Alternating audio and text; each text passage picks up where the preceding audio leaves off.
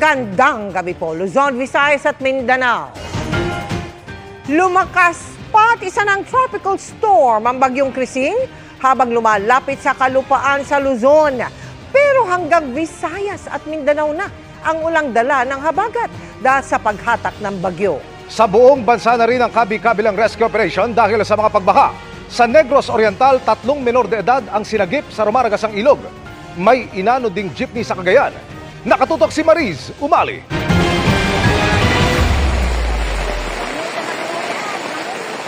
Sa gitna ng malakas na ulan, bumigay ang suspension bridge na ito sa Patnongon, Antique.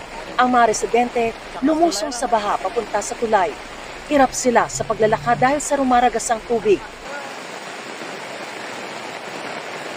Inakyat nila ang tulay para subukang ayusin ito. Niragasa rin ng kulay putik na baha ang kalsadang ito sa bayan ng Tipiao sa Antique pa rin. Ang isang lumusong na sasakyan naipit sa gitna ng rumaragasang baha. Ang mga lugar na nasa kanlurang bahagi ng bansa tulad ng Antique ang kabilang sa nakaranas na matinding pag-ulan at malalang pagbaha dahil sa habagat na mas pinalalakas ng bagyong Krising. Sa Aklan, halos kalahati ng mga unang palapag ng mga bahay sa barangay Minaa sa Ibahay, Aklan ang lubog sa baha dahil sa walang tigil na pag-uulan. Ayon kay Youth Cooper Wenny Taiko, maaga raw lumikas ang ibang residente. Sa Kalibo, iniligtas ng isang lalaki ang isang asong na-trap sa Aklan River. Ayon sa mga residente, may iba pang hayop na nailigtas ang lalaki sa ilog, gaya ng mga baka at kalabaw.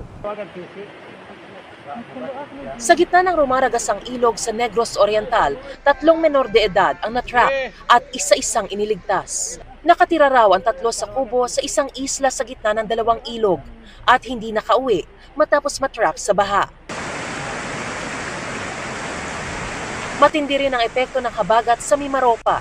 Pahirapan naman ang pagtawid ng mga residente sa Puerto Princesa sa Palawan dahil sa tindi ng pagbaha. Gumawa ang rescuers ng improvised na tulay para makatawid ang mga residente. Abot tuhod pa ang baha sa ilang barangay. Sa barangay Siksikan, 88 pamilya ang na-rescue mula sa mga binahang bahay. Lubog na rin sa baha ang ilang bahagi ng El Nido sa Palawan dahil sa habagat at bagyong Krising. Ang mga residente sinundo ng rescuers gamit ang rubber boats.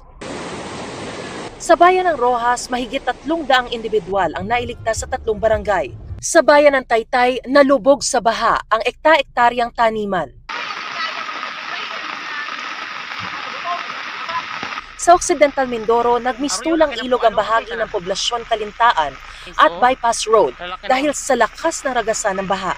Gumamit na ng lubid ang rescuers na sakay sa bangka para makatawid sa kabilang bahagi. May mga paaralan din na pinasok ng baha. Habagat din ang nagpapaulan sa Mindanao, tulad sa Maguindanao del Norte kung saan stranded sa gitna ng laot ang social workers dahil sa malakas na ulan. Ayon sa grupo, nasira ang motor at naputol ang katig na sinasakyan nilang bangka. Malapit na sa Pampang na mangyari ang aberya, kaya na-rescue agad ang grupo. Sa Zamboanga City, nagkasira-sira ang mga bahay sa dalampasigan dahil sa malalakas na alon. Ayon sa lokal na pamahalaan, mahigit 200 pamilya ang lumikas dahil sa insidente. Direkta namang naapektuhan ng bagyong Krising ang ilang lugar sa Luzon, kabilang ang Cagayan kung saan nakataas ang signal number 2.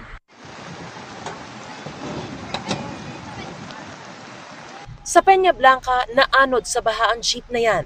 Ayon sa Cagayan Provincial Information Office, sinubukan tumawid ng jeep ngunit nabalahaw. Walang sakay ang jeep nang matangay ng rumaragasang baha. Sa Apari, Cagayan, nabuo ang isang ipo-ipo. Tumagal ito ng ilang minuto ayon sa MDRRMO Apari.